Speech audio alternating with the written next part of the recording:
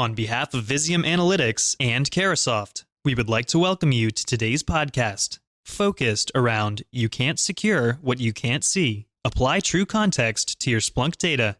We're Jesse Jones, Chief Architect at Visium Analytics, and Joel Kelly, Director of Special Projects. We'll discuss how TruContext TM enriches your Splunk processed data with an intuitive topological type view of the relationships amongst disparate data points. Good afternoon, everyone. My name is Joel Kelly, and I'm the Special Projects Lead for Visium Technologies. The need to better utilize your data and protect your environment is common to us all. So I want to thank you all for joining. We didn't have a whole lot of runway in terms of time in getting folks around the campfire for this. So the fact that we have a really nice showing, again, from people across public and private sector, we're grateful for that. So thanks again for showing up. Jesse Jones, our Chief Architect, will take you through TruContext, powered by SiteGraph. And then finally, I will provide you with a little bit of info on how to price and configure and order TruContext. All right, so what do we do? So Visium Technologies is a cybersecurity company. And if I had 3 seconds in an elevator to explain what we do, I'd tell you that we essentially bring isolated data and events together, right? And we integrate that data with existing cyber tools. And then from there, we create an overall and a rather comprehensive picture for decision support and situational awareness. MITRE Corporation. Hopefully, many of you have heard of MITRE Corporation. They've developed a globally accessible cybersecurity knowledge base, which essentially provides usable guidance, specifically tactics and techniques used to secure environments known as attack framework. Essentially, we integrate the attack framework into TruContext. Visium Technologies owns the exclusive rights to this framework, commonly referred to as SiteGraph, which is now what we call TruContext. Hopefully that makes sense to everyone. So without further ado, let's get into the technology a little bit. I'll hand it off to Jesse. And Jesse, take it away. Thanks for the intro. Good morning, everyone. Or no, it's afternoon now, isn't it? Yeah.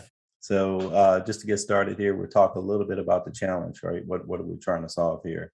Big issue we see across the industry, and regardless of where you're at, government, civilian, commercial, what have you, and definitely if you're in a medium-sized organization and larger organizations, you're getting inundated with cyber events. Many times to the point to where it's overwhelming, and you really can't hire enough staff to kind of take care of it, right? To mitigate what you're seeing, or even to properly discern sometimes, whether or not you're tracking down the right things or not.